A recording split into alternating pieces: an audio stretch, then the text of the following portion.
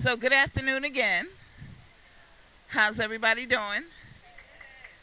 So, let's give the Generations Project a round of applause for, putting all this hard work together and just for thinking about women living with HIV and AIDS. Because you look around, nobody thinks about women living with HIV and AIDS. And I've been living with HIV and AIDS since 1996. I'm a Brooklynite, a Brooklyn girl, born in Fort Greene projects, the Walt Whitman houses. It was tough growing up in the projects. Everybody knows, you hear the rumors and stuff about the projects. They ain't never lied. The projects is rough, especially for a little girl. I'm the seventh daughter of seven sisters, and my father left after me. So I didn't get the church, the grandma, the dad. I didn't have any brothers, and I had to do all my sisters' work. I babysitted their children. I washed their dishes. I took out their trash. And then my sisters corrupted me. I was smoking cigarettes. I was 6 years old with a cigarette in my mouth, making circles, puffing on the cigarette, making circles. That's what my sisters taught me. They taught me rum and coke was my first drink. I was still a kid. I didn't know. What do I know? My mother was at work. My mother's amazing, incredible woman. I just like to say today is her birthday. 9/28, 1927. So, yeah, being the bottom child, a lot of things fell on my shoulders, and I was hurt by it. It hurt me that my sisters had taught me all these horrible. They taught me all this criminal life. They taught me how to steal. I was an expert shoplifter. I ain't paid for nothing my whole life when I was a child, and I didn't know that it was wrong. At the time, I really didn't know that drinking and smoking and shoplifting was wrong. And this is what my sisters taught me. And I babysitted their children, and I got nothing out of it. But I love my nieces and nephews today. After that, I grew up a little bit, and I met a guy, and he was the love of my life. I didn't know anything about love. I didn't know anything about how to date and romance a guy, and I was like 15, and at 16 I got pregnant. And when I went to tell him that I was pregnant, he said it ain't mine, and I was like, I was so broken. I didn't even know what I was supposed to do after that. Here I am, 15 years old, and I'm pregnant. And this guy that I've been hanging out with every day, and we've been sleeping and hugging and kissing every day, tells me it ain't his, and he just disappeared. And now here I am, left and stuck. I'm pregnant. I don't know what to do. There's no father. I don't have no money. My sisters won't help me like I helped them with raising all of their kids. And it was just crazy. So I had to raise my own child. I went back to school and I got my GED. I felt good. Okay, I got my GED. Yeah, I'm good. And I went to take the civil service exam.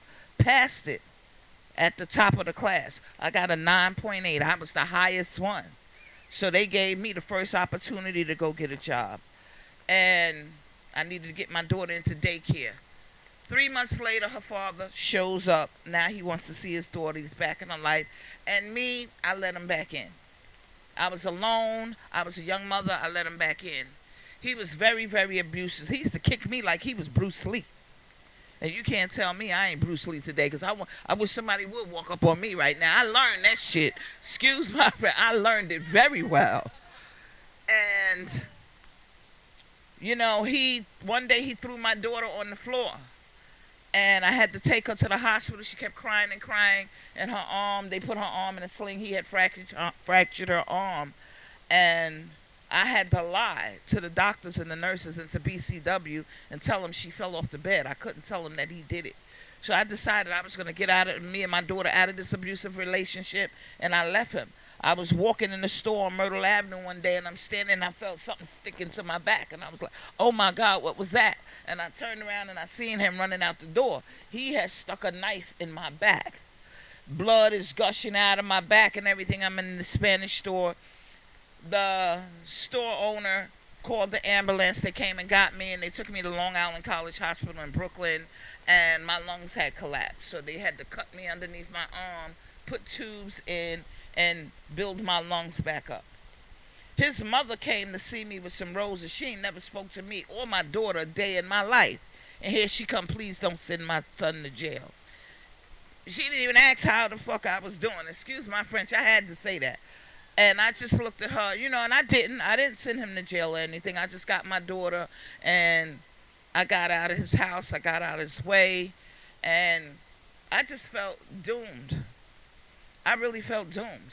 I felt like, wow, my father left after me. Was I the reason for the breakup? Then I felt like my sisters don't do anything for me. You know how when you feel unloved and you feel like you did everything for everybody. I did everything for everybody and nobody wouldn't do anything for me. Nobody didn't help me. I just walked out of my mother's house one day and left my daughter in the house with her, and I went in the street smoking crack for 13 years. I just didn't look back. I didn't want to feel any more of the hurt and the pain that I had gone through as a child. At some point you're going to get tired of the pain. And I was young and nobody was coming to caress, support. Nobody was coming to heal me, to help me. And I was like, well, is this what the world is supposed to be like? What am I supposed to do now? So I just did crack for 13 years. Later on, in my crack run, I'm out here in the village hanging out. Hey, go village. Hey, and I always used to come to the village cobbler and get my shoes. The village cobbler, if anybody remembers it, he made the best shoes in the village. And while I was out there, I went into Sammy's Deli, and I met a guy. And he was high, and I'm saying hi, we waving all back. I had my little drink in my hand, fooling around, and somehow we struck up a conversation, and he asked me would I marry him, and I was like, what? Marry you? He was like, yeah, he needed a green card. So I was like, well, how much money you got? And he gave me money, to marry him. We got married October 1st, 1991. And if anybody knows, when you're getting a green card, you have to go through that whole immigration system thing. So I was taking him to the Statue of Liberty. This is the Statue of Liberty. Okay, this city hall. This is where everything at. Trying to teach him the answers to all the questions. And we went home. I went with him home one night with a bottle of wine or something, and it just happened. And I told him that night, and it was my birthday. I said, I'm pregnant. I tell you, I said, birthday sex, I get pregnant. I only make Leos. And he didn't believe me. No, because the condom had broke or whatever. And I said, I'm telling you I'm pregnant. I'm telling you I'm pregnant. A few weeks later, I passed out, and I went to the doctor, and they told me, you're pregnant. I had already knew anyway. From the minute he got up, I knew I was pregnant. So, I had my son August the 8th, 1992. Beautiful, beautiful, beautiful little boy. Caucasian, because my husband was Caucasian. White skin, blue eyes, blonde hair, bouncing, happy baby boy. A couple of months later, down the line, he had gotten sick, and he couldn't hardly breathe. And I was like, well, what's the matter? What's wrong? And I took him back and forth to the hospital, and I thought it was asthma or something. And they told me, no, your son is diagnosed with HIV and AIDS. And I was like, what? Where the hell did he even get that from? Where would he get it from? And it was crazy that my baby had AIDS, and I didn't know too much about AIDS. I'm from the projects. What they told us in the project, these people got the monster. What the hell is the monster? And one day you saw somebody, and they looked frail, and they looked gray, and the next thing you know, they said so-and-so died. What did they die of? The monster. So I'm still trying to figure out what the monster was. And now you tell me my son got the monster? How the hell did he get it? So I was devastated. I was broken. I was powerless, more so than anything, because I couldn't save him. It was nothing I could do. Christmas Eve, he went into a coma. He didn't wake up to look at the Christmas tree or the lights or anything, open his gifts or anything. And January 5th, the hospital called me and told me, you got to come, because your son got less than an hour or two to live. When I got there, my son slipped away in my arms. So that was the worst day of my life. And I'm going to tell you right now, I'm going to be 100% honest with y'all. I hate HIV and AIDS. And I hate it because it had the power to take 40 plus million people, and my son was one of those statistics. AIDS is not a walk in a park. And then I had to live on. So the depression and the grief was powerful, because I didn't want to live. I said, why did it take him and not take me? Let him live. He was only 2. Give him a chance.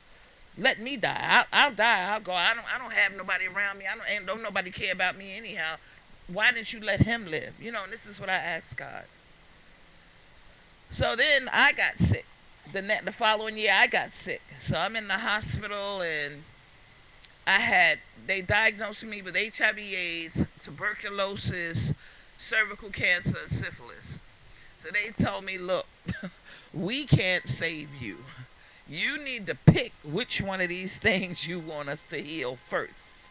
So of course the Department of Health had gotten involved, and they was like, she got this rare type of TB. We're not putting her out on the street to affect anybody. We're gonna quarantine her. They put me in a room for 8 months. My arm, I came in there with a fever of 106, and my arms went up. The lymph nodes, they grew, and my head turned back this way, and I was 74 pounds with a feed tube. And they told my family I wasn't going to make it. That I had less than a week to live, if that. Somehow or another, miraculously, I'm here standing with you all today. After I started healing, I had a lot to think about. What are you going to do now? You got this monster, this thing called AIDS. You don't know nothing about it. It's going to kill you. And how do I stop it from killing me? So I became a peer educator. I had to educate myself on HIV and AIDS. I got the book, the CD, you name it, I got it. I was reading up on everything. I wanted to know what it was and how I could stop it from killing me. I had 0 T cells and over 1 million copies of HIV/AIDS in my system at the time. And it took me a while, at least, I would say, 2 years before my T cells started going up. Meanwhile, I'm at home, because they sent me home. These hospitals will send you home. They don't care if they send you home to die.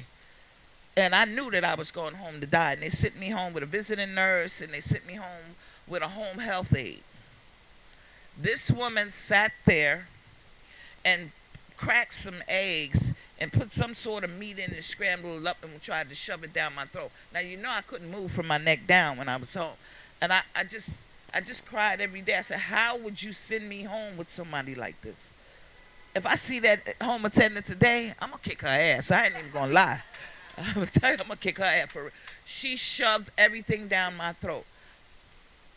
2 years later, I got better because I had one of the great doctors. My doctor's Yusuf Hafikan. He's an infectious disease specialist and the medical director of the Paul Porosky Clinic. Paul Porosky was also a physician who died of HIV and AIDS.